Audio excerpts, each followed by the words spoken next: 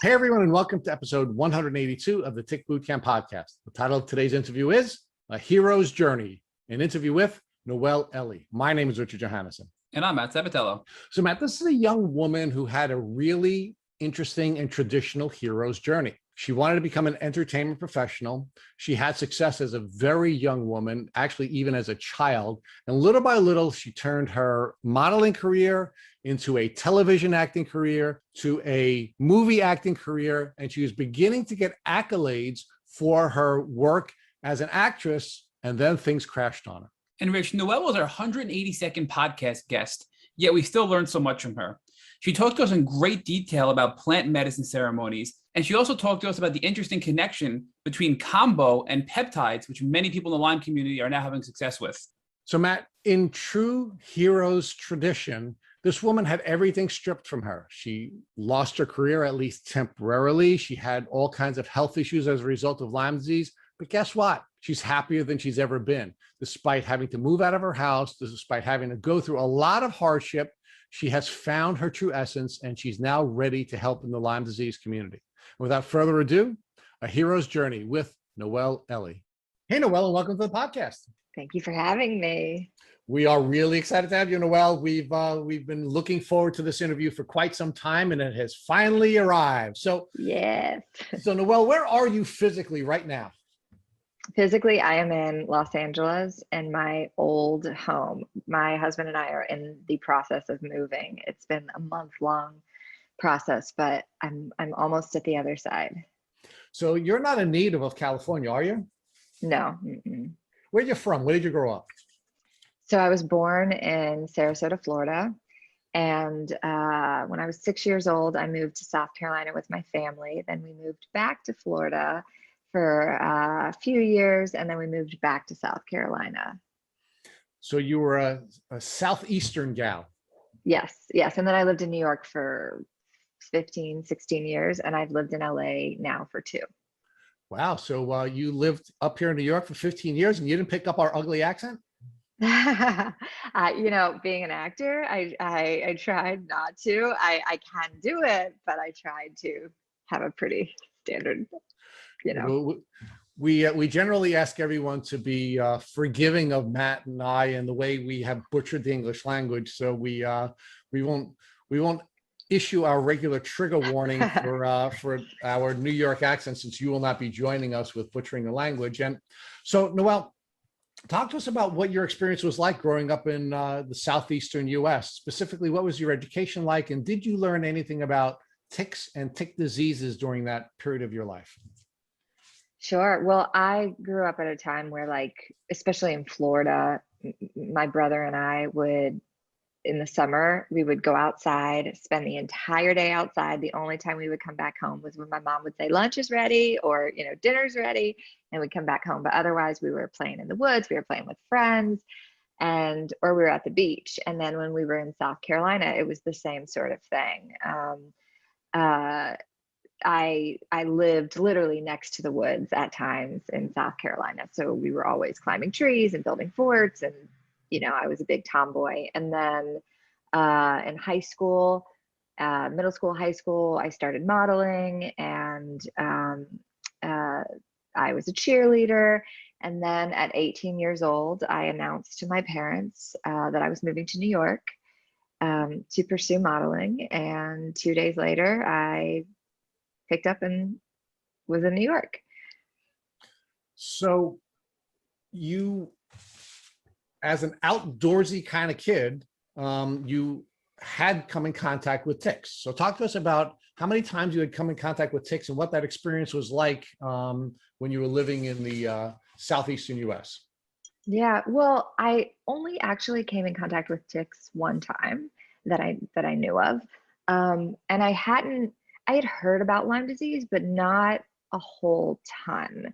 In my adult life, I knew more about it, but as a kid, didn't think anything of it. So when I was 6 years old, I'd been playing in the woods, and I came in, and I can't remember if it was that night or the next day. I was just kind of touching the top of my head, and my mom was like, "What are you doing? Come here." And so she looked, and then she was like, "Oh, you have a tick." So she took tweezers, took it out, and burnt it. And then that was sort of the extent of ticks. And then when after that, playing in the woods, we kind of always checked to make sure there wasn't a tick. But that was about it. So how old were you when you had that tick bite experience? I was 6 years old. I was in first grade. So now let's talk about how your life was progressing, right? You became a model. You had this vision of becoming an entertainment professional. You ultimately became an entertainment professional at a very young age. Did your health in any way from when you were 6 until, we'll talk about your diagnostic journey, when you were diagnosed, did your health impact your ability to pursue these goals of becoming an entertainment professional? No, I was what I thought. I was pretty healthy. So there were some things looking back now that I know, I had what the doctors said were growing pains, or migraines, and we thought the growing pains were just that, and we thought the migraines were being in the heat in Florida, or I had really bad allergies, and we just thought, oh well, it's seasonal or whatever. But for the most part, I was super active, and I mean, at one point, I was cheerleading for my high school, and then cheerleading for a competitive cheerleading team. So I would probably go from 7 a.m. till 9 p.m. every day, and I was fine growing up. And then I was also on set, and those are 12-hour days. So I was, really healthy. Let's talk about the growing pain issue first. Mhm. Where did you feel your growing pains, and why were they so severe that you were going to a doctor and talking to the doctor about them? They were in my legs, specifically my shin calves area, and they were just excruciating. And I have a really high pain tolerance. So my parents knew if I was crying, like I was that hurt, we need to take her to the doctor. Something's wrong. Um, and eventually it stopped. But also, another thing, which I forgot to mention, is I started having uh, um my heart would skip a beat. Um, and that I started picking up around the time I was 12. And it's been on and off for many years since. But again, we just didn't think anything, you know. So when you were dealing with these heart palpitation type issues when you were 12, did you seek the advice of a doctor, and what were the doctors saying about your heart palpitations? We went to the doctor, but we didn't go get like an EKG or anything like that. Like, also growing up, my family didn't have a lot of money, so I don't even think they had the means to be able to do that. So, and I didn't have health insurance. So, it, yeah, the doctor was just like, "Oh, I think you're fine." I don't hear anything. Nobody took it that serious. So do you believe that because you were such an active young person and you were taking steps to be healthy, you were able to manage these symptoms for a good portion of your life? Totally, totally. And and you guys know this. I think a lot of people can live with Lyme disease and have no idea they can, live a healthy life. It usually takes something to really activate it or trigger it. So let's So I talk think that was about, the case for me. and we're going to get there in a sec. So let's talk about how your career developed between the age of 18 when you moved to New York and where you are today. How did your career develop? Oh man. So I was modeling right away, and I it was great. I was also, I look back at my old calendars to see my schedule, and I mean, just I don't now. I'm like, how did I do that? But again, I was just super busy, and then I took a commercial class and realized, oh wow, I love modeling, but acting, this is it. This is what I want to do. So then I started taking acting classes and training, around New York and around the city. And I did some musical theater and off Broadway stuff. And then started booking more TV and film. And I had to take a little hiatus. I shouldn't say had, but I chose to because my mom got sick. She had metastatic breast cancer, and that was sort of the beginning of my integrative health journey, because she got integrative treatment, and I would leave New York for periods of time anytime she got treatment. So anytime she got what's called IPT therapy, which is targeted chemo. So it's like a fourth of the dose of normal chemo. And so I would go to be with her, and then she passed away in 2016. I'm sorry. And so, thank you. Yeah, it was a big bummer. And she that took me away from acting quite a lot, even though, she passed away. And then 2 weeks later, I was auditioning for like Black Panther and like these huge projects, but that really opened my eyes to, because the doctors gave her 3 months to live, and she thrived for 6 years. And so that's when it really started to open my eyes of, you have to be your own advocate when it comes to your health. And just because an expert or a doctor, tells you something, that doesn't make it fact, that doesn't make it Bible, that doesn't make it true. You know your body, so you have the ability to listen to that. So give us some, and just on a high level, some of the TV shows that you're on and some of the film experiences that you had during this portion of your journey. Yeah. So I had a recurring role on CBS's Blue Bloods with Tom Selleck, and I was on Shades of Blue, which was an NBC show with Jennifer Lopez and Ray Liotta. I was on Lifetime Movie Network. I was on CW's Dynasty, so it's like the reboot Dynasty. And I've done a lot of different films, like action films, where I get to play a badass, assassin, and lots of commercials. And I felt, it's funny because at first I moved to New York and I was this struggling artist. I was a model and then I was an actor, but I was waiting tables and nannying. And I fell into recognizing I had this skill set.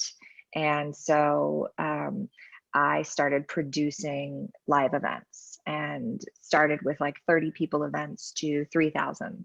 And I got the opportunity to work with clients that are New York Times bestselling authors and well-known empowerment speakers and motivational speakers.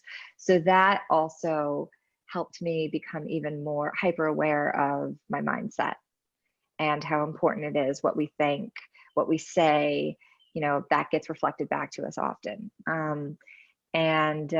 So I did a lot of, I'm really grateful because I did a lot of really cool shit. And yeah. So how was your health while you were doing all these cool things? And were there any moments during all of these exciting events that you were engaging in where you were feeling betrayed by your health? Totally. I didn't know that at the time. So for example, I started having chronic lower back pain probably around the time I was 20, 24, 25. And it would hurt so bad it would take my breath away at night. And I just thought, well, I live in a fifth floor walk up, and I walk around New York City carrying bags all the time. Or I would get really tired. I'd have friends who would travel like crazy. Then they'd come back and they'd go out and they'd do this and they'd do that. And for me, after I'd travel, I'd come back to my home and I would kind of collapse and not be able to do anything for a couple days. And again, I just thought, well, I'm really busy, because I was really busy. And so there were things like that started to, looking back, that definitely were happening, but I just didn't know. I just thought it was normal. Right. But did you really think it was normal when you were comparing yourself, for example, to your friends who were sort of living these crazy lives as well, and they weren't suffering that same kind of fatigue?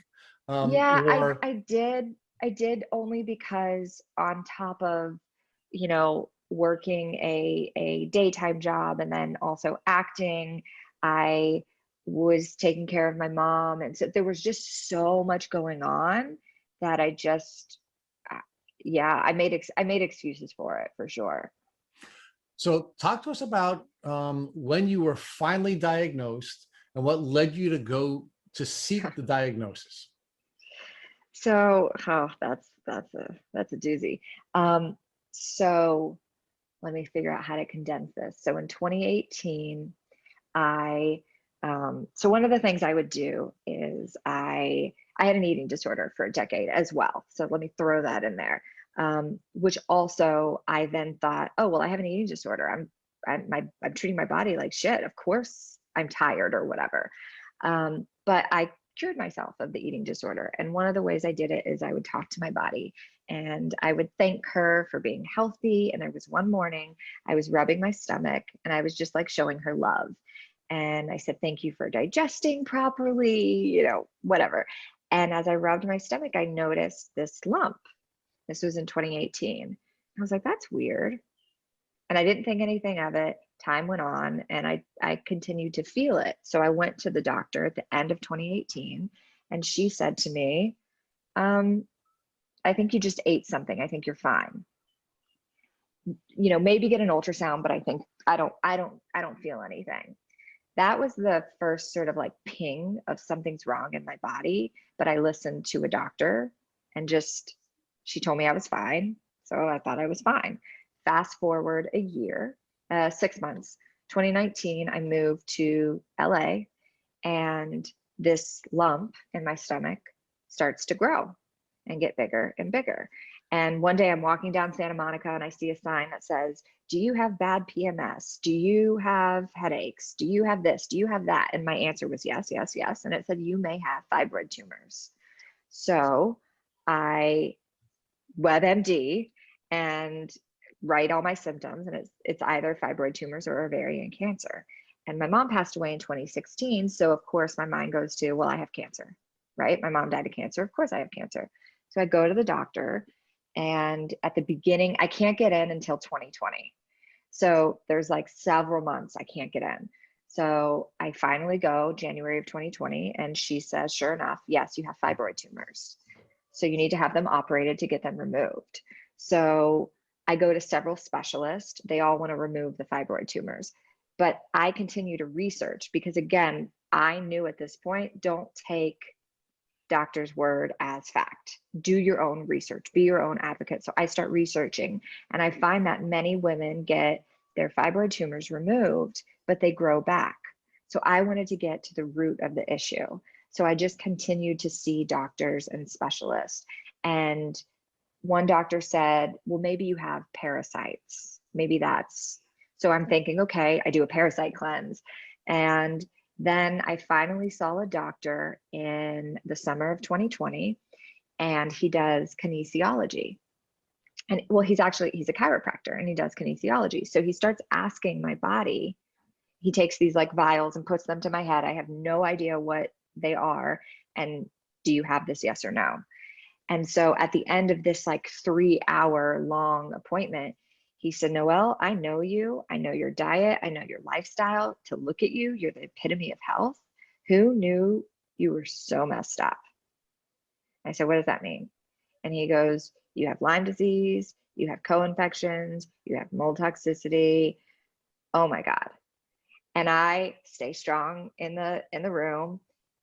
He gives me all of these supplements and all of these things. And I go home and I just start bawling because the only other woman I had known who had Lyme disease had it so bad that she was bedridden. She had seizures. She was in and out of the hospital. So I thought, okay, this is going to be my life.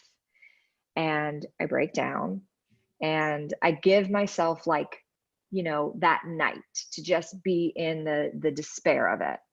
And then the next day I put my boots on and say, all right, I got this. So then I start researching. And then I found these communities online, on Instagram, on Facebook, on, social media of warriors, Lyme warriors who are, doing the damn thing. So then I start moving forward thinking, okay, I got this. And I started immediately doing the infrared sauna and ionic foot baths and the Rife machine, and just doing all of these integrative treatments. But my husband and several other family members and myself, we needed proof, because why would I listen to my body? I need scientific proof. I need the blood test to prove that I actually have Lyme disease, because what if my body is wrong? Okay, so let's pause there for a second. So you worked with a chiropractor. He used these bioresonance techniques where he diagnosed you with Lyme disease and co-infections, but you still needed something else, right? Yeah. Okay, and Yeah. where were you going to get that something else? And what is it that you and your husband and your family wanted in order to feel at peace that you did in fact have Lyme disease? We needed the blood test. We needed the blood test to prove, we needed the actual test to prove that I had Lyme disease. So I went to my primary doctor back in LA and told her what was going on. And she was, the one thing I'll say too about when you finding the right doctors, it's really important that your doctor listen to you and not judge you. And I could tell she had judgments, but she kept them to herself, and that I can appreciate. That's fine, So she said, "Okay, sure, we'll test you." So silent judgment's okay. Yeah, silent judgment, it's fine. Just keep it to yourself. And so she did this traditional CDC testing, and sure enough, they came back negative. And so certain family members were like, "See, I knew you didn't have Lyme," but my intuition was like, "No, this makes sense. Maybe I don't, which would be great, but this isn't right." All right, so let's pause there. So I did more. Well, wait, before you go. So now let's talk about all of these experiences you had leading up to this, right? So in many cases, people, when they get their Lyme diagnosis, are really excited because they finally have a diagnosis. Some cases we crash and it's like, holy cow, I don't want to be the sick person like the model of, that you had in your mind, right? So let's talk about what your diagnosis from the bioresonance testing gave to you first, right? You had your meltdown, you then pulled yourself up by your bootstraps and you were ready to go in and get into the fight because that's who you are, right? You're a goal-oriented person. Nobody's holding you back. Nobody in the entertainment industry stopped you, and no one's going to stop you in the health field, right? So we see that picture, right? Now, do you look back at all of the things that you were dealing with, whether it be the migraine headaches and the heart issues and the arthritic issues, and even more importantly, your eating disorder, and now start to see a thread tying them all together for you when you have your diagnosis? And how does that make you feel if you did now see that thread tying everything together? It was a little, validating, because I, in the back of my mind, I think I just thought, well, something's wrong with me, or like this is the hand you've been dealt, and quit making excuses. There's no excuses. But then it's like when I had this diagnosis, I'm like, oh no, it's not an excuse. Like this, I've been battling this chronic thing since I was 6 years old. So it was validating for sure, but there was still that question, that part of my brain that was like, but I need proof. I can't, what's kinesiology anyway? What's muscle testing? So it was like walking, like having one foot over here and just going back and forth between them. And so it didn't feel totally solidified. All right, so let's stay there for a second. So you're clearly someone that has a support system around her of both family and friends. And you shared with us a moment ago that when the blood test came back, there were some people in your support circle that were like, well, maybe you don't really have Lyme disease. So let's just talk about how your family and friends had been treating you during your life when you were having these moments where you were not physically well, and whether or not that had helped you or hurt you. So let's again talk about your what we now know to be your Lyme disease symptoms during your childhood. Were there some people in your life who were doubting whether or not you were really physically sick? And did that ever cause you to believe in your mind that maybe you were, I don't know, crazy? Yeah, for sure. I what's also interesting about this is, so in January of 2020, I was diagnosed with the fibroids, and then March of 2020, the pandemic hit. So I left LA, and I totally left this out. I left LA, drove across the country to South Carolina, where my family was. My husband had been living in New York. He drove down to South Carolina. So we all sort of like met in the hub of South Carolina. And I arrive, and I still don't know if the Lyme had anything to do with it, but the fibroids had shifted and moved from the long drive, because I drove it straight through, like 40 hours straight through. And the fibroids had shifted, which caused I have like 10 fibroids in my stomach, but one was sitting on my bladder and one was sitting on my colon. So it blocked them and I could not eliminate. And I was in the most excruciating pain of my life, to the point that we had to go rush to the ER in the middle of the pandemic. And I made a deal with God. I was like, if this is how I have to live my life, take me now. I'm good.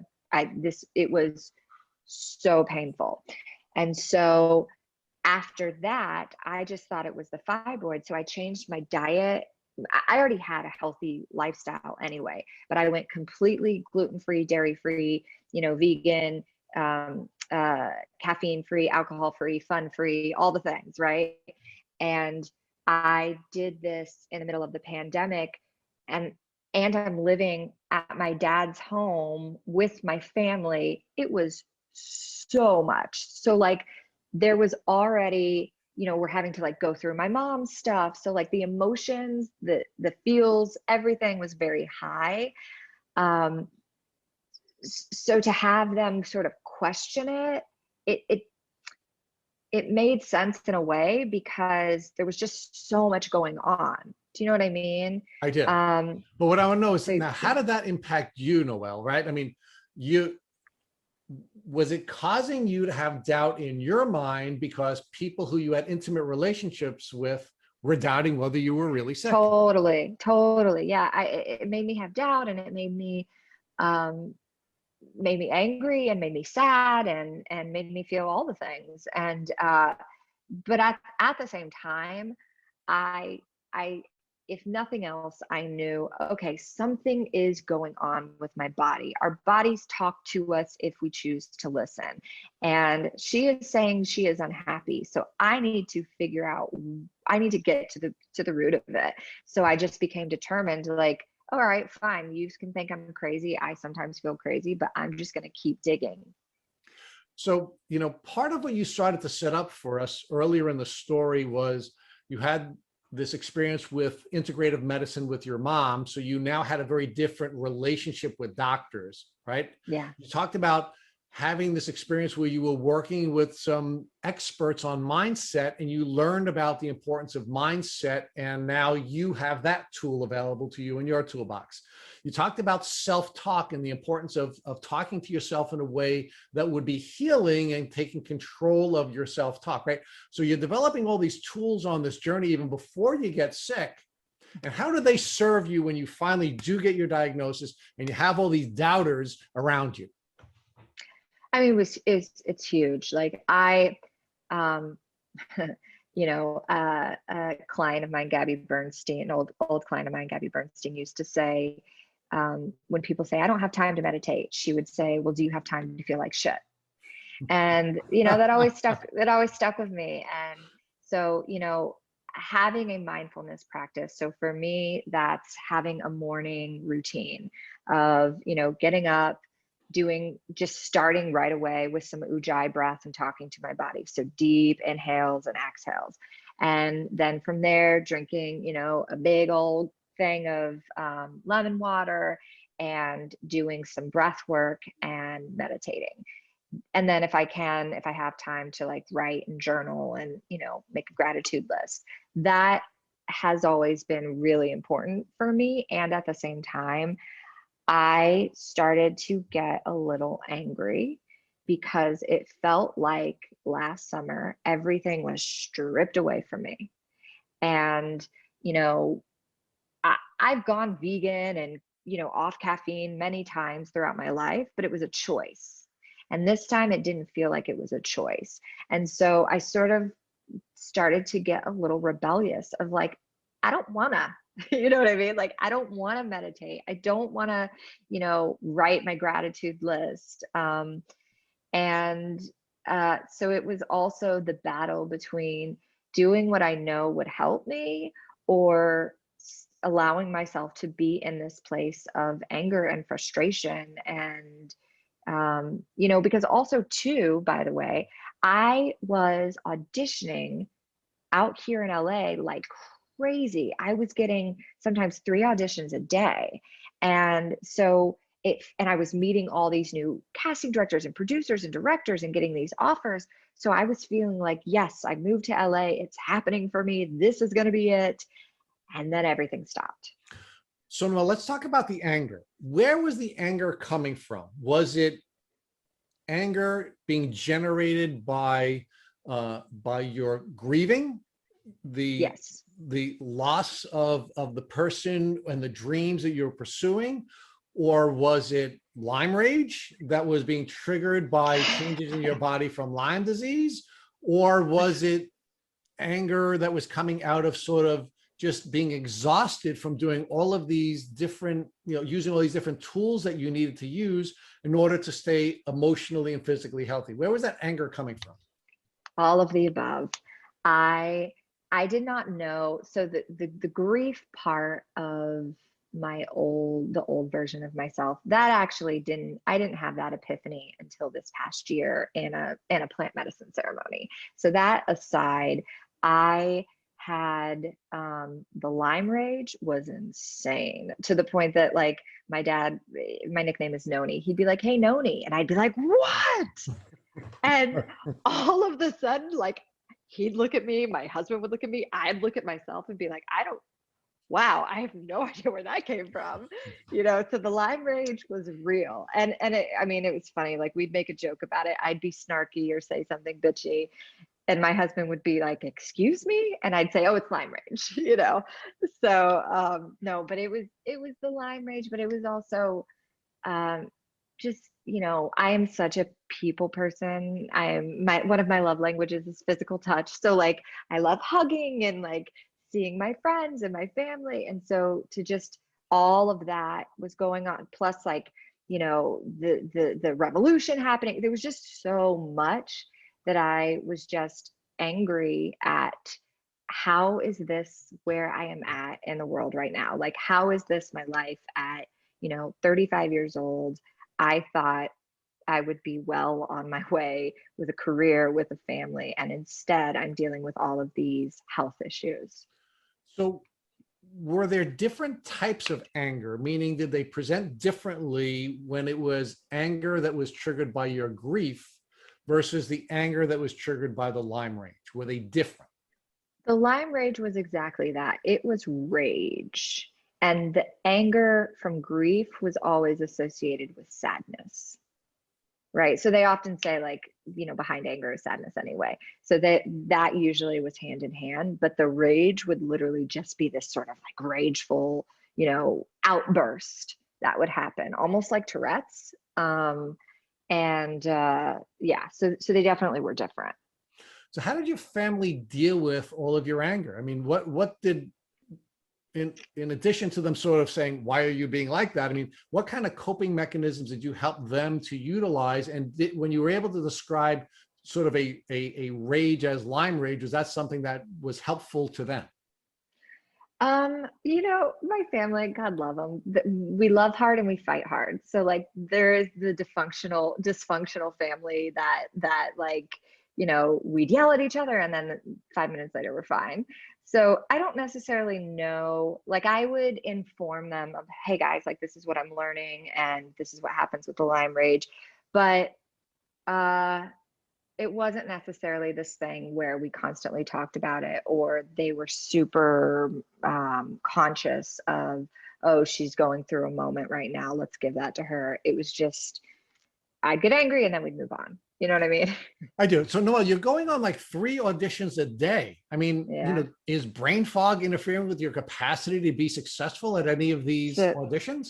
It's a great question. So I did not realize it was brain fog. So I've always had a really great memory. And when it comes to memorizing lines, because, for some auditions, you'd get 12 pages, 12 pages of sides and of dialogue. And you'd have to know the whole thing in a matter of 8 hours. So, I've always been really quick, but throughout the years, I noticed there were certain specific moments where it was just gone, no matter how long I worked on it. But I just thought, oh, I guess I'm not necessarily a nervous person. I don't really get nervous. I get excited, but I just thought, oh, I guess it's nerves. But looking back, oh my God, it was a brain fog and I just had no idea. So now, why did you fall to nervousness when you weren't feeling nervous? I mean, explain that thought process that you had, or that rationalization process where you really weren't nervous. You'd never been nervous, but you used that as the fallback for the explanation about why you were struggling with your lines. In the entertainment industry, so often in one day, I was told I was on I was on modeling castings, and I was told, sometimes you'd go to like 10 a day.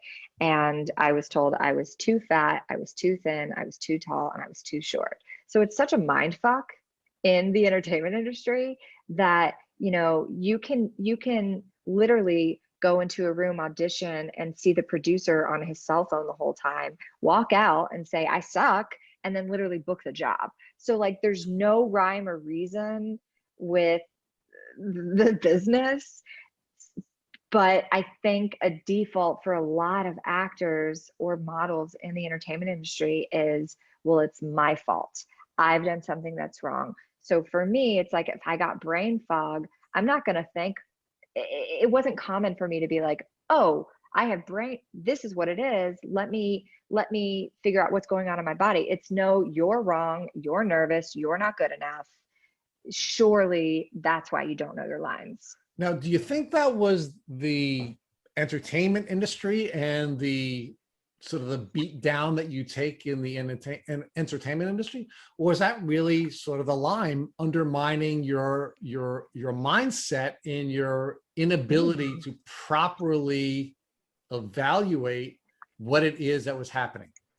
I'd love to blame the lime. I didn't even think about that, but I think it's probably a combination of both. I think it's, I also grew up in the South where racism was prevalent, and I was a brown girl. And, so there were just a lot of things that created this reality for myself. And so I think it was all of the above once again. Now, do you think the stresses of working in the entertainment industry made it difficult for you to begin the healing process? Yes and no. I think it also saved me. I was living my purpose. I was getting to be creatively fed. When my eating disorder was bad, I remember seeing a life coach, and she said, well, you need to stop acting and modeling. Like, that's not the industry you should be in. And I remember thinking, like, that's crazy. Like, how many people can say they get to do what they love, So I think, yes, I didn't, this is what's interesting. So I was auditioning like crazy. And in December of 2019, my manager, it was the day before my birthday, he called me and said, listen, we're going to have to let you go. And basically I was dropped. Came out of nowhere. It made zero sense. And I was devastated. I was heartbroken, but looking back, it was such a blessing, because had I still been auditioning like I was, I would have never continued to dig. So had I been on set, had I booked a series regular on a television show, I'd be on set 12 hours a day, Monday through Friday. Do you think I'd be paying any attention to my health? Absolutely not. So in a way, I was sort of forced upon this like hiatus, and I was angry about it and still trying to hold on and hold on and hold on. And I was still getting auditions, but not nearly as much. And thank God, because this has created the space and the room for me to focus on myself. And that's actually been a really big struggle between taking this time off and feeling like, what if I'm forgotten about? What if I'm overlooked? What if what if I'm not good anymore? So there's been a lot of that that's come into play. But, But it looks like there have been a lot of tools given to you on this journey to get you ready for your healing as well, including this break, oh, right? yeah. Oh, yeah.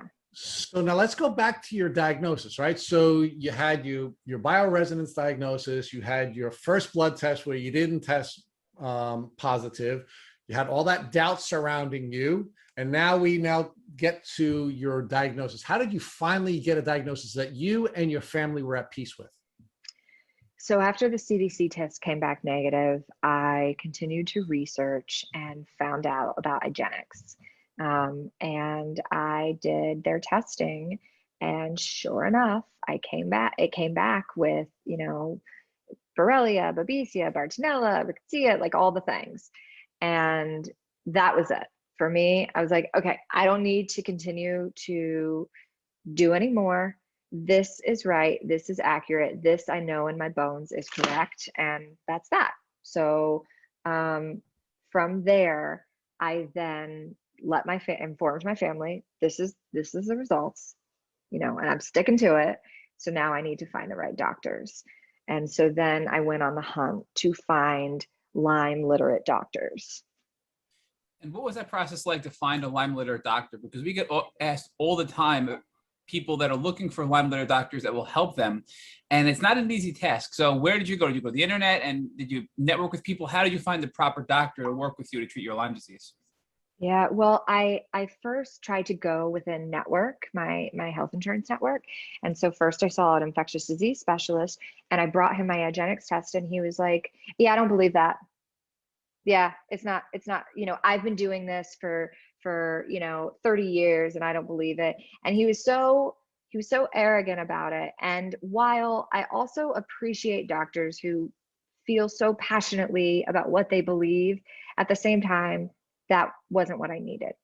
And so he that was sort of it. And they tried to send me to rheumatologists and all of these other doctors to be like, maybe it's rheumatoid arthritis, maybe it's this, maybe it's that. And I just was like, no. So I started asking friends. I started researching and finding friends that had Lyme outside of the one woman I knew who did. And I found a friend here in LA, and she recommended a amazing integrative doctor in Pismo Beach. And I went to him.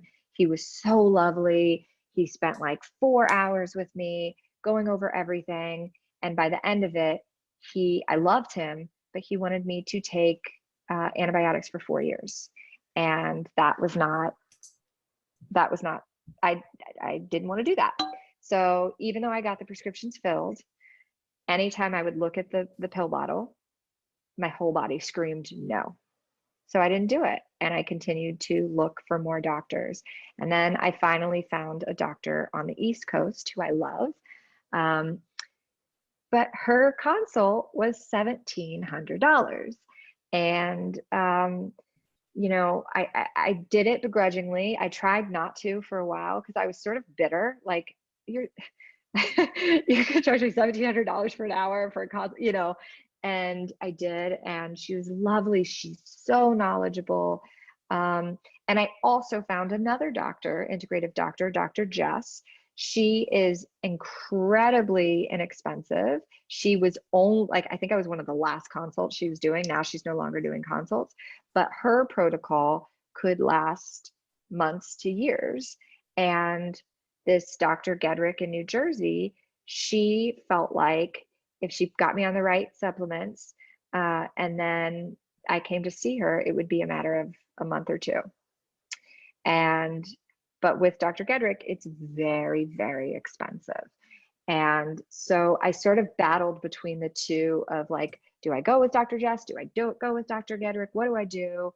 One is a matter of like a couple grand. The other is a matter of tens of thousands of dollars, right? And so I started on Gedrick's protocol. I felt a little bit better. Not super great. and I was supposed to go out there. And so what I decided I was going to do, I'm also a director, so being the actor, director, producer, I was like, okay, great. This is what I'm going to do. I'm doing all this research. And in the meantime, I was also doing like IV therapies here, cryotherapy, all these different acupuncture. I was like, all right, I'm going to create a documentary series, and I'm going to document what I'm doing. And this is a way to sort of kill two birds with one stone, where I'm letting people know about Lyme disease, and also I'm creatively being fed. So I got my crew together and talked to Gedrick. We were going to go on a television show, all these things ready to go. It's the night before. My hotel's booked, my flight's booked. I'm supposed to fly out there, and I'm going to be in New Jersey, New York for a month. I get the hit. I'm not supposed to go. What does that mean? What in the world? I've already spent so much money. What? I'm not supposed to go. I have no idea why. I just hear I had actually done a plant medicine ceremony. It's part Aya, part psilocybin, and it was in the ceremony. I'm not supposed to go. I don't know why. So I tell my husband, literally my flight's at 6 a.m. the night before, I'm not going. And he goes, are you crazy? Don't you want to heal? Yes, of course I want to heal. I cannot go. So I don't go. I let Gedrick know I can't come right now. Noel, I'm going to interrupt you there. There's so many things I want to ask you about, stuff you've already said. So did you say that you did treat for 1 month using the aggressive plan in New Jersey, or you planned to and then you didn't go, you pulled out the night before? I just want to make sure I understood that correctly. Sure. I did the supplement protocol that she provided me. So we did blood testing and the supplement protocol. And with the blood test, she also confirmed, she sends her stuff out to Germany. She also confirmed that I had Lyme disease, I have parasites, I have mold, I have, all of these things. And she did say something which I loved. She gave me total validation. She said, Noel, based off of your blood test, you are actually not a candidate for antibiotics. And had you started those antibiotics, you would be held up in bed. You wouldn't be able to get out of bed. So I'm so glad you listened to your intuition. And she was she has been so lovely. Actually, all these doctors have been so lovely in terms of, I'm a little woo-woo, or what could seem woo-woo. And they've been judgment-free or kept their judgments to themselves and been really encouraging for me to listen to my body. And, both Dr. Jess and Dr. Gedrick, and they've said, like, you're going to heal, because so many Lyme patients don't have their mindset right.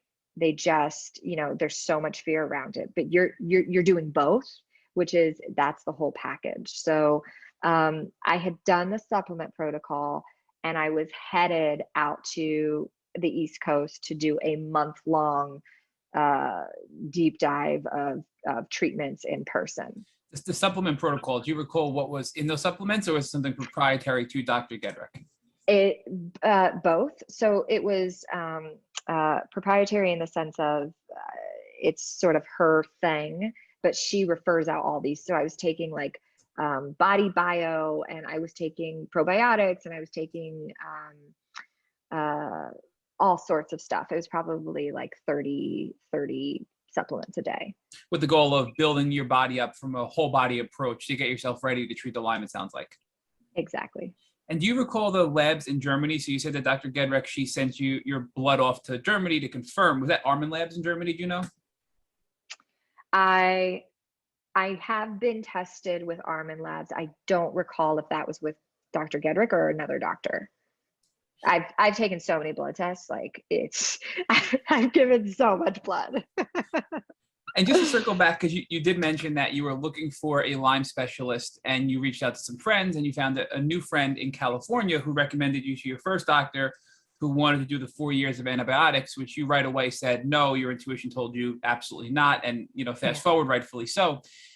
We just yesterday posted a social media post from one of our past guests, Erica Schlick, who teasingly said Lyme disease doesn't exist in California because one of her doctors had told her that. And we received almost 200 comments in a day of people telling us they've been diagnosed and infected with Lyme disease in California. So Would you say that that's more common than people would think, and that this outdated mindset of Lyme doesn't exist in California is just really, really outrageous from your standpoint? Oh, it's completely outrageous. And I mean, I've heard stories of, it being biowarfare and them putting it in, chemtrails, and like it absolutely exists, and not enough people are talking about it, and not enough people know about it. So any of the doctors that tried to at first be like, well, I don't know, Lyme disease isn't super common in California. My response was, I hear that, and I feel like maybe you just haven't had enough research on it. You know what I mean? Like, so I would definitely push back, but there are so many doctors around the entire country that will say, oh, it's not really a thing. Or, I've heard horror stories, someone, a gynecologist saying to one woman when she told her she had Lyme, like, oh no, that's not true. That's what holistic doctors say to make money. I mean, this is such a common thing, and I'm so grateful for people like you guys, and who are using their platform for good and trying to raise awareness around Lyme disease, because it clearly is a thing. And an important note there is, obviously Lyme is very real and valid in California, and a recent study shows that ticks are very, very prominent in California beaches, and they studied those ticks, and many of them, I think most of them now, are infected with Lyme disease. So they're starting to change a little bit with the thought process there in California, that Lyme is much more common than we previously had thought. So hopefully that brings us some traction in that area, and helps people that are suffering in California. But yeah, I do want to circle back to Dr. Jess as well, because you were sort of, going back and forth, Dr. Jess, Dr. Gedrick, and, did you ever really treat Dr. Jess, or was that just more of a back and forth consideration that you never actually landed with? So I, in 2020, when I first found out about, when did I start working with Dr. Jess? I found out about her. I was in South Carolina, and a friend told me about her, and we did the Dutch test, hormone test, and a couple other things. And she had said at first, based off of my symptoms, she was like, I don't know if you have Lyme disease. You definitely have parasites and probably some mold, but I'm not sure. Like, you'd have to do the right test to know for sure. And so she put me on Cellcore, and I did that for I did like phase 1 and phase 2. And while I was eliminating parasites for sure, I actually didn't feel that great. So I thought after phase 1, I would feel amazing, or especially after phase 2, but I didn't. And it was in that process, we found out I had the Lyme disease. So then she was like, oh, wow, you do indeed have Lyme disease. I got the IGeneX test. And she goes, okay, so, this is the protocol I would give you, but it's going to take some time. And so she was wonderful. Like, she was absolutely like, if you want to go to Gedrick to get like sort of that quick fix, and you want to spend that money, absolutely. Like, she was super supportive.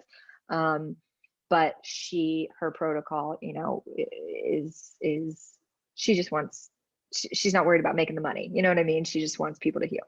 So you were already treating with Dr. Jess before your diagnosis, and that's when you pivoted over to see Dr. Gedrick, and that's when you pulled out, which we'll get to in a second. Now, Cellcore, before you had your diagnosis of Lyme, Cellcore you were using to treat parasites, which you had suspected with Dr. Jess.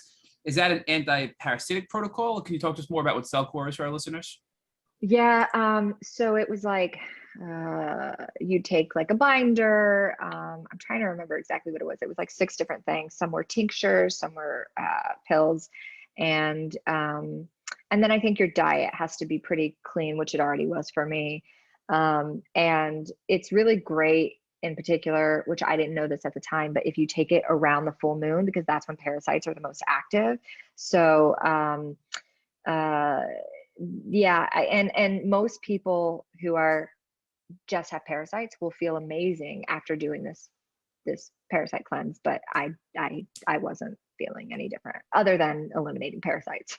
So I wonder if it's that whole whack-a-mole theory that you were treating the parasites, which you likely had because you were purging them, but then the symptoms of Lyme became more prominent because you were treating the parasites. Do you think, looking back, that's what's happening?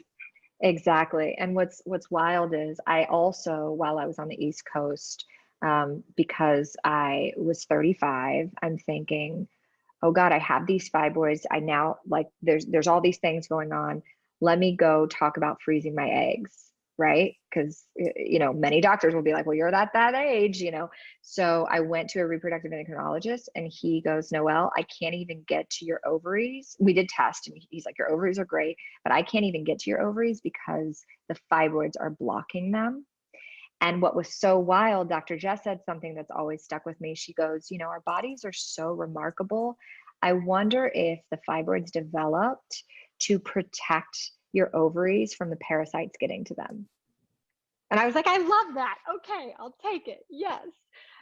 So I always found that very fascinating theory. And I now think the fibroids developed from the Lyme disease being left untreated. And I when I first found out about the Lyme disease, I went on this deep dive of researching the correlation between Lyme disease and fibroids, and there's not a ton out there. And I found a woman, Jordan Younger, she's the Balanced Blonde on social media. She had first had, and I don't know that she's talked about the correlation, but she first had fibroid removal surgery. And I saw that. And then years later, I found out she had Lyme disease. So I was just like, oh my God, there are probably so many women. So I'm a part of these fibroid groups where I'm like, guys, get tested for Lyme. But I don't want to ruin the ending, but there's also a whole nother piece to it as well that I've found out in the last few months. Okay, so we're definitely going to get there. So many more questions for you, though. So talk to us a little bit, though, Noel, about the IV vitamins that you were getting and the cryotherapy while you were, treating with Dr. Jess and then, contemplating going to Dr. Gedrick in New Jersey. What were the IVs that you were getting, and how was the cryotherapy helping you? I was doing Myers cocktail and vitamin C and glutathione and what else? Those are mainly the IVs. I also, I have an infrared sauna from a company called Relax Sauna. And I love it. It's portable. You can use the code Noel100 to save $100. And it's wonderful. I in my home in LA right now, it wasn't that big. So having a portable sauna that I could literally pop up and use has been fantastic. Also doing light therapy and the hyperbaric chamber when I can. But the tricky thing about it is, number one, the shit's expensive. It's so expensive. And number two, one time I was on a panel with Dr. Jess, and somebody was talking about self-care and how important it is to, take baths, Epsom salt baths, which I do, and dry brushing and doing all of these healing modalities for self-care. And I pushed back and I said, wow, it is so important. What if it's really exhausting? And she goes, Noel, it's not exhausting for healthy people. And I was like, oh my God, wow. That's I have felt like shit for so long. I forget what it's like to, live like a healthy person. Because I used to do this stuff, by the way. 10 years ago, I'd fly out to LA, and one of the first things I'd do is I'd get my IV, I'd go to a Korean day spa, and I would feel like $1 million for a month after that. I would feel incredible. Now, when I do these, often I have Herxheimer reactions and I'm exhausted for 3 days and I'm laying on my couch and can barely work. So this is probably a hard question, but would you consider all the things you just discussed a Band-Aid that give you temporary relief but aren't contributing to your overall increase in your health? Or do you think they were all tools that have helped you gradually get to improve your health? 100%, they're all tools. They're not a Band-Aid at all. I mean, there's how can it be a tool to pump your body full of goodness? You know what I mean? It's if people have the means to do it, I am a huge advocate for getting all the IVs and sweating it out and mindfulness, all of it. So all of these therapies you discussed, though, were helpful. The cryotherapy, colonics, the detox vitamins that you got in the IV, all of that stuff, the hyperbaric oxygen therapy, all of those were helpful in your journey. And you feel were partly responsible for your increase in health that you have today. Absolutely. Yeah. So circle back to where you left off a little while ago, where you went to this plant medicine ceremony. And as a result, you realized, I'm calling this off. We're not going to Jersey. What was that plant medicine ceremony? And what is that? What is a plant medicine ceremony? Yeah. So in December, of 2020, I was introduced to a shaman and his wife, and they're so lovely. And they do part ayahuasca and part psilocybin. And there's no purging, there's no dark night of the soul. It's very light, it's very airy. And it's kind of like microdosing. So, if anybody knows anything about ayahuasca, you drink the cups and it can be heavy and it can be a lot. This was sort of like a gentle introduction to that. And I had found out about ayahuasca many years ago, but it just wasn't the time. And I did this because my anxiety. So when I came back, I'd been on the East Coast from March of 2020 through August of 2020, on and off. And I came back full time in LA August. And after that, the anxiety just crazy. The anxiety and depression were all consuming. And I'm someone who's always been a pretty laid back, happy go lucky girl. So to have constant anxiety and not be able to sleep and chronic fatigue and, sleeplessness, it was miserable. And so I was kind of desperate.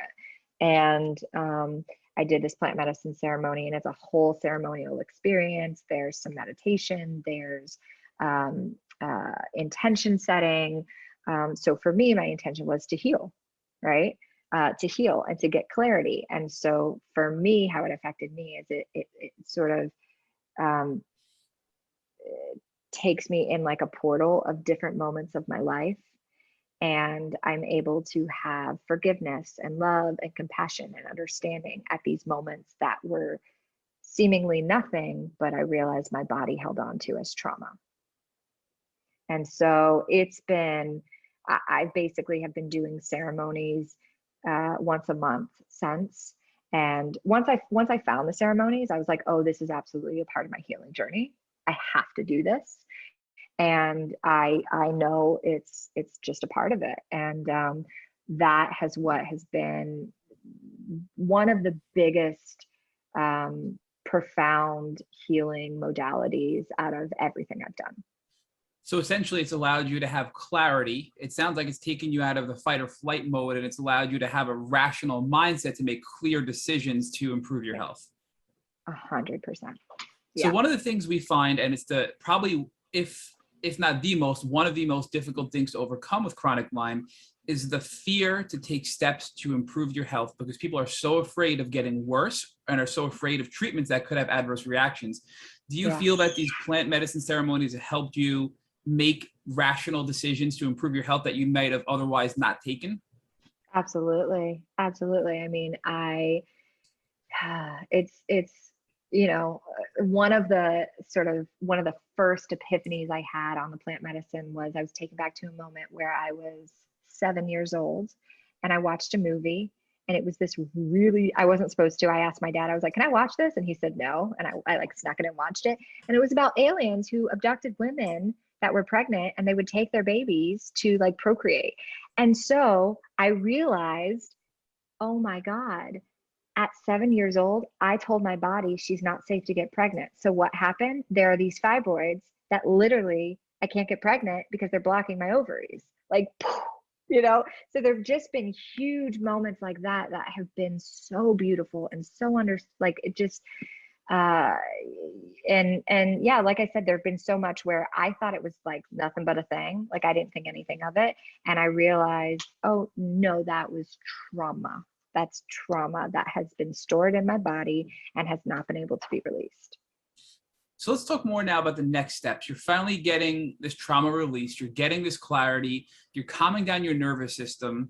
And you were previously contemplating which doctor to go to next. So what are your next steps in your healing journey now that you have this clarity and this calmness because of these plant medicine ceremonies that you've been going to? Well, so I told my shaman about my results. So before I did the plant medicine, I was like, this is what I have going on health-wise. So he also does energy work, and he's working on my body, and he goes, I can literally smell mold coming out of you. I don't know what that means. I'm like, do I need to brush my teeth? What does that mean? And he's like, no, no, no, no, it's not that. He's very sensitive to mold. So that then creates like a ping.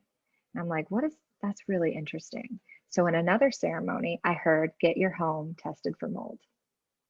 So I So when get you say this you place. heard, this is like something that It's a describe that for us. It's like a spoken feeling. It's a spoken feeling. So it's not this like loud godly voice, and it's not necessarily my voice. It's just, I don't know any other way to describe it other than a spoken feeling. And there have been many times throughout my life I've had epiphanies like that, where I've heard this spoken feeling, and I've always listened to it. And when it's always served me. And so I told my husband, I'm like, find a mold expert. We need to get this place tested for mold. So we find somebody, and he comes and he does air testing, and he goes, I'm going to test the kitchen. And again, the spoken feeling was test the bathroom. And by the way, there's no, it's a newly renovated place. There's no, you can't see any mold, you can't smell any mold, but it was so strong. And he goes, he like can show you on the humidifier, like there's not that much humidity. I think it's okay. And I said, you got to test the bathroom. So sure enough, the results come back and we have mold in our bathroom.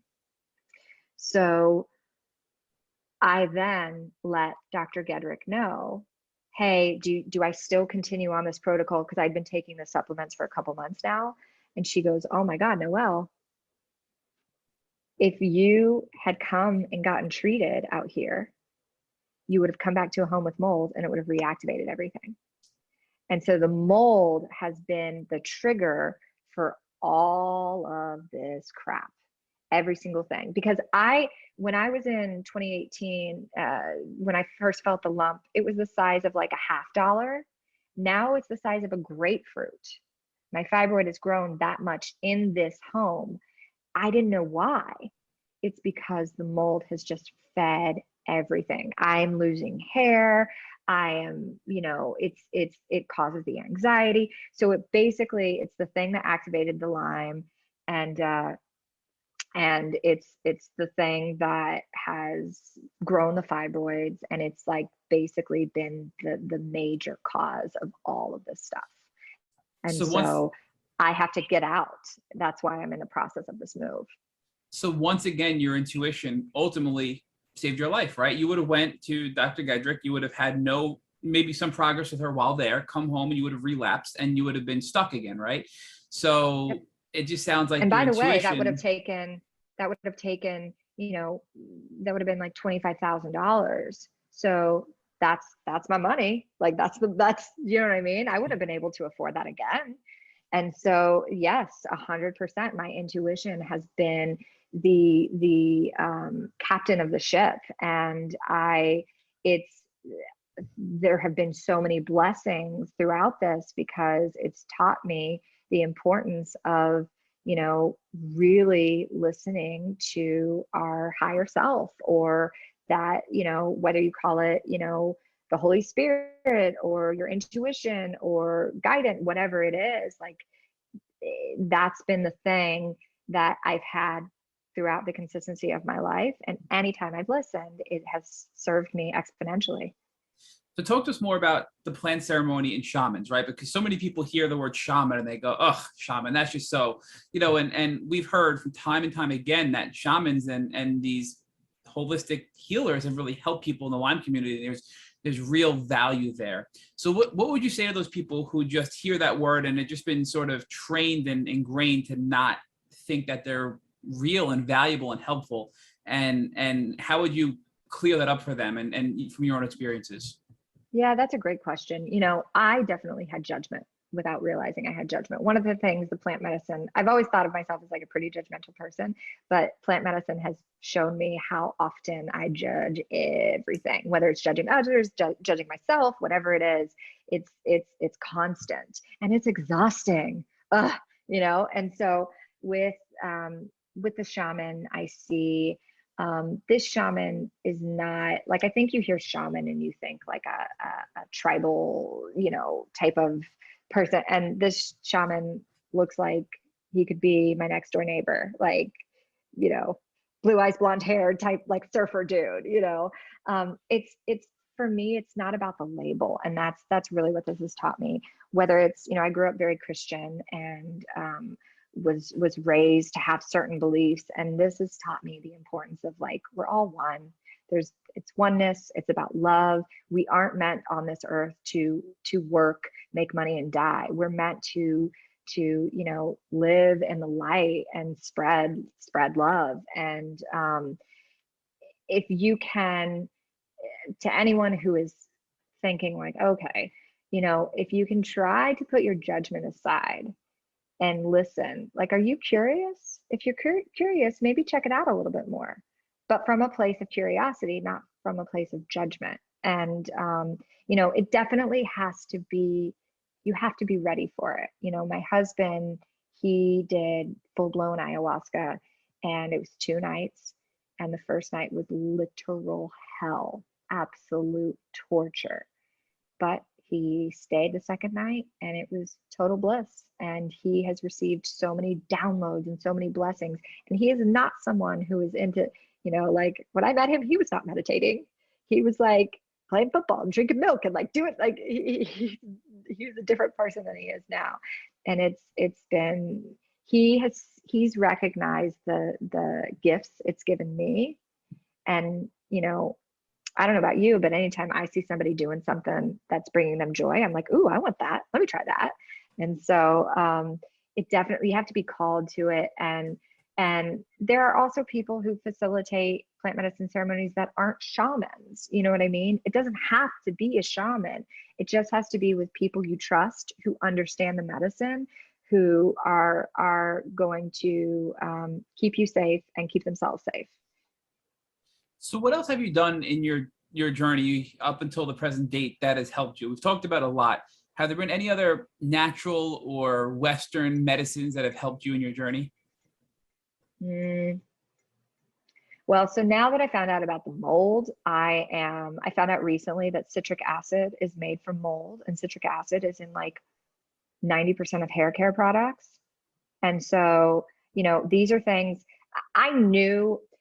What goes into your body is just as important as what goes on your body, right? Like our skin is our largest organ. So, you know, I already tried to do organic stuff anyway, or like paraben toxin free. But now that I'm continuing to dig and find, oh my God, like literally half my hair care products have citric acid in it. So there's things like that I'm becoming more conscious of, and I'm removing them. And so what I'm doing right now is literally every single thing in my home is gone.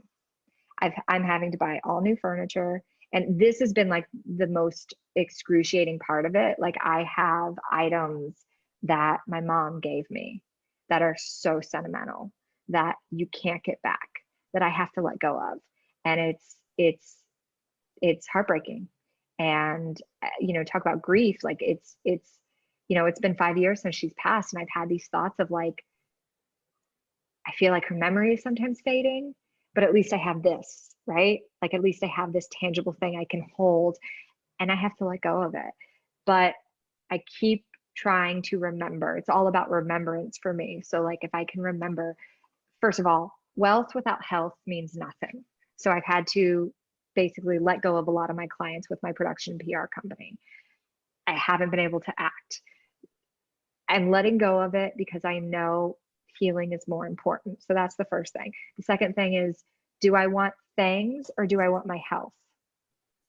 So you know, when it's I feel this rebirth happening, and it started to happen with the plant medicine, but now it's like, oh, you know, last summer I kept saying like, I'm angry because I feel like everything is stripped away from me. I can't eat this. I can't drink this. I just want to drink a beer on the beach or whatever it was.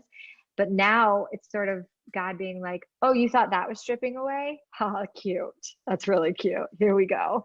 And I'm trying to look at this as a rebirth to step into this new portion of my life so I can live fully and happily and healthily and all, you know, feel all the things. So everything I've mentioned, the IVs, the cryotherapy, the acupuncture, the colonics, the enemas, all the things, those are all helpful. But the biggest thing for me has been the understanding of deep, true, real self-love. And I used to hear self-love and I would be like, make me puke. Come on. Like everyone's a life coach nowadays. Everybody preaches self-love. I didn't understand it, but through the plant medicine, I now embody it. And I know without a doubt that once I get out of this moldy home, I'm going to heal. And oh my God, one more thing I forgot to mention, combo has been huge for my Lyme disease. I am pretty certain, and I don't have the doctor, blood test statistics, but I'm pretty certain that combo has been the thing that's like diminished my Lyme disease. So talk to us more about combo. We've heard about it from 2 or 3 past podcast guests, and we've been told, little bits and pieces from each, but can you describe for us what combo is and what the treatment and the process is actually like of taking combo? Yep. So combo is poisonous secretions from a tree frog and in the Amazonian. And they make 11 peptides that our body makes naturally. But basically what they do is it's a whole ceremonial experience as well. And they burn what's called gates. And they are like a teeny, teeny, tiny dot. And you can start with a few, like 3. And usually they start on your arm and they burn these little three dots. And then they put the poisonous secretions on you. And then you immediately feel it racing through your body looking for disease. It goes to town, racing all throughout your body. And it's a scary, there's no hallucinogenics to it. So it can be scary. Like your face can swell up, your hands can swell up. You can literally turn into a frog. Like you can look like a frog. You get really hot. Your throat can tense up. It's not a fun experience. And for 20 to 40 minutes, you're purging. You're just purging water. You're just purging liquid, but you're also purging disease.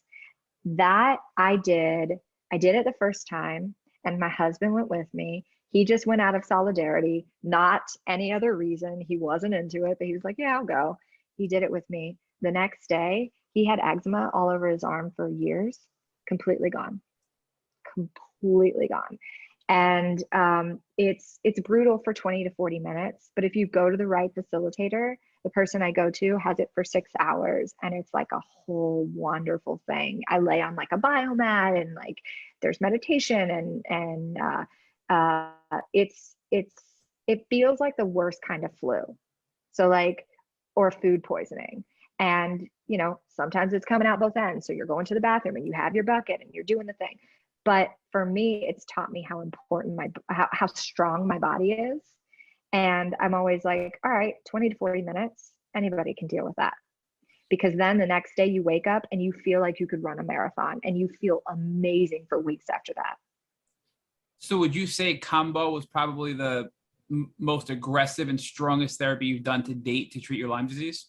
Number one thing, without doubt. How many times have you done the combo treatment? I've done it 4 times. So they say if you do it 3 times within a moon cycle, that can be like the most potent.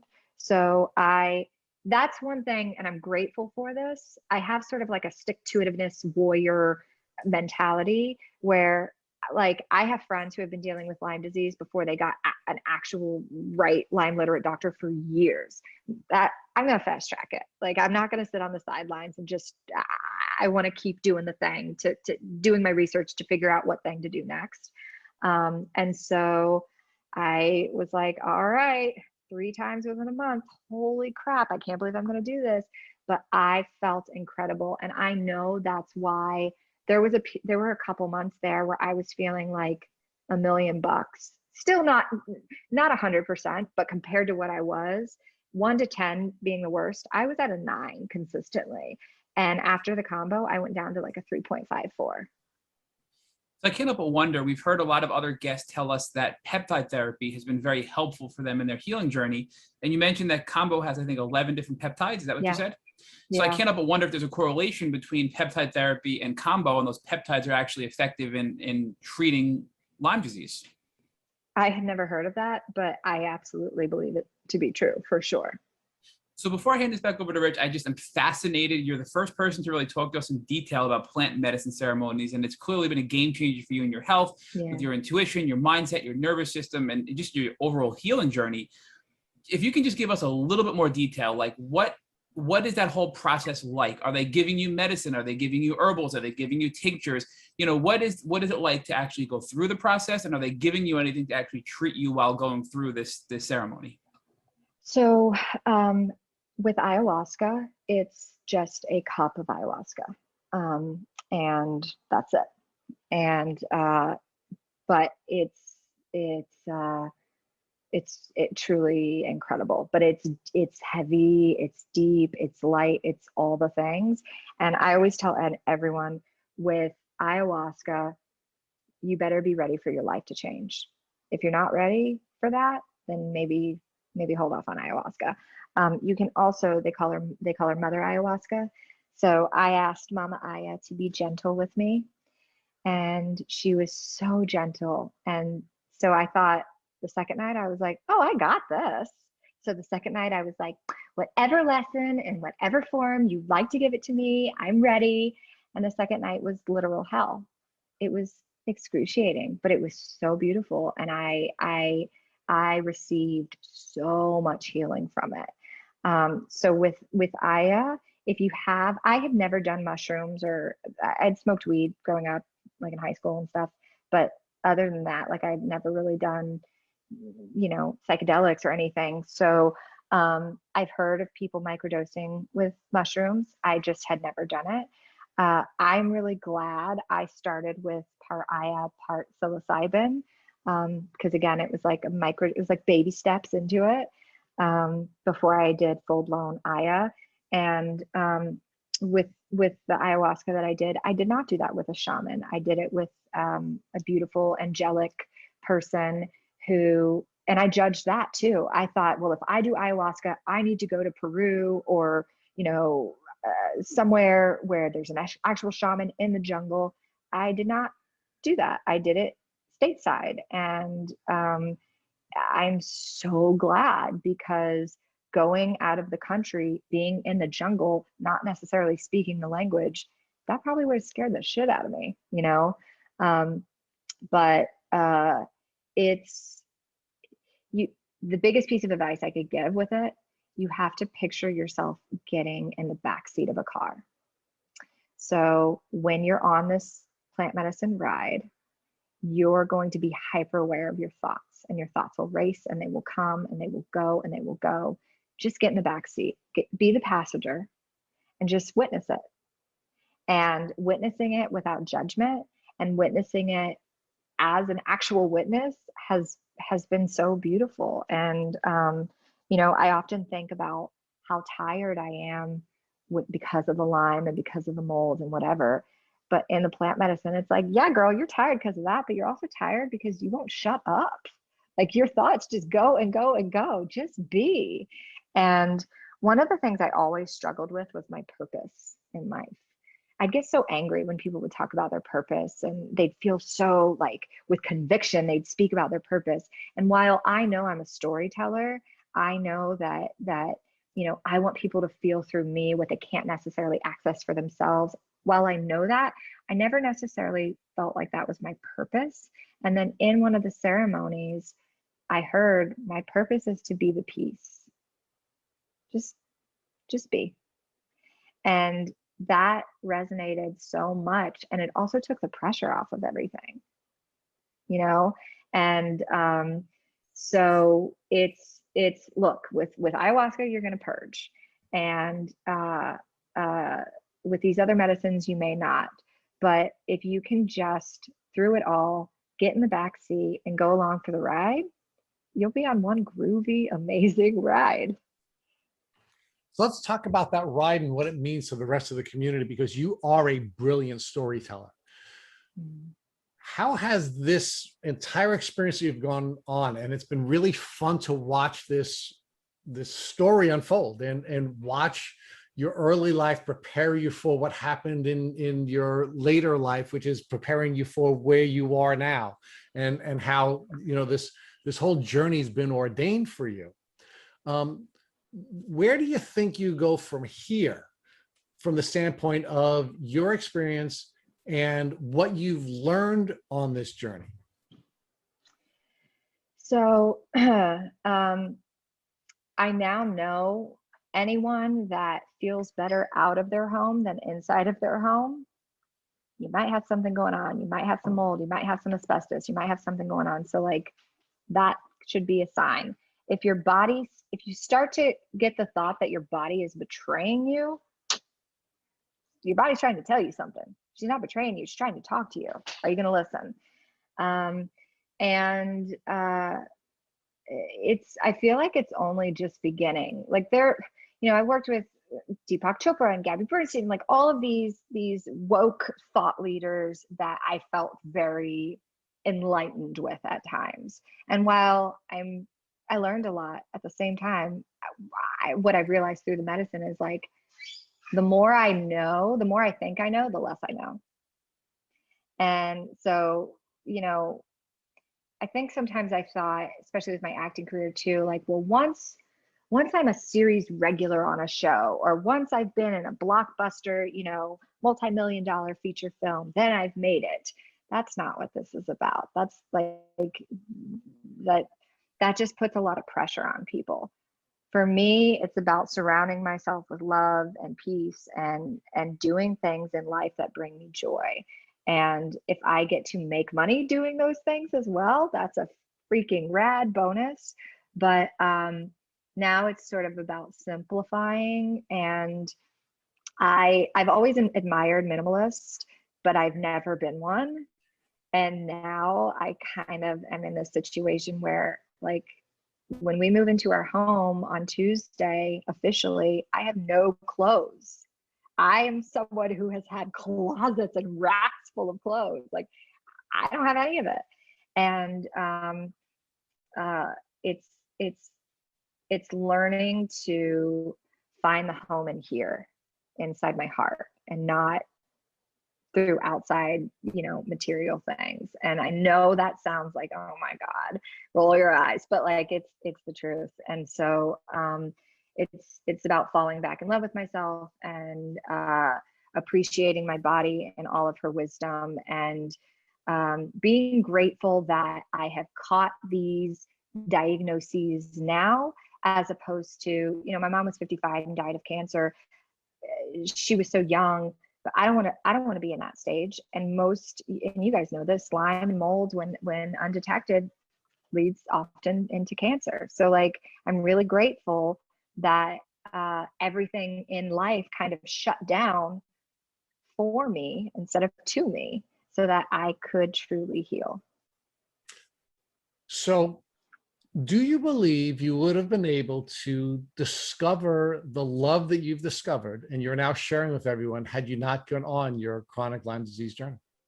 No, I maybe, but not, I wouldn't have embodied this. I wouldn't have embodied it. It's like, without suffering, there can be no compassion. And, I had friends who had lost parents, and my heart broke for them, and I would cry, and I didn't understand it until I lost my mom, who was my best friend.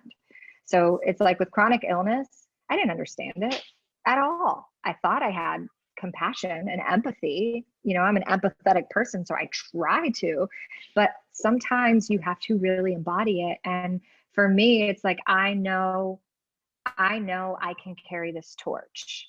I have the strength. So if I can be a small part in changing one person's life, then it was all worth it, So let me ask you the final Tick Boot Camp podcast interview question that we always ask. If God forbid your husband came walking into the room that you're sitting in right now, and he had a tick biting him on his arm, what would you recommend that he do so that he wouldn't have to go on a chronic Lyme disease journey? Take it out, put it in a bag, send it off to the right person to test it to see if it has Lyme disease, and maybe do a round of doxy, so that, just in case. And I am not you guys know I didn't take antibiotics, but as a preventative, it wouldn't be a bad idea. That's the first step. And then also I'd find the right, like, essential oils and get him on some binders and sweating and just doing all the things right away. Thank you for listening to the Tick Bootcamp interview with our guest, Noel Elie. To our listeners, we have a call to action. First, if you'd like to learn more about Noel Elie and her Lyme disease journey, please visit our Instagram page at Noel_Elie. Second, if you enjoyed this episode of the Tick Bootcamp podcast, please share it with your friends by using the social media buttons you see at the bottom of the post. Third, Tick Bootcamp has created a Tick Bite blueprint that has been inspired by the information that has been provided to us by past podcast guests. We urge you to visit our website at www.tickbootcamp.com to view the blueprint. Please note we would appreciate any input or any improvements you would like to share with us. Fourth, don't forget to subscribe to this podcast on iTunes, Google Play Music, or on Spotify to get your automatic episode updates of our Tick Bootcamp podcast. And finally, we thank your community for your comments on our past podcast episodes. Please take a minute to leave us an honest review on iTunes, on Instagram, or on our website.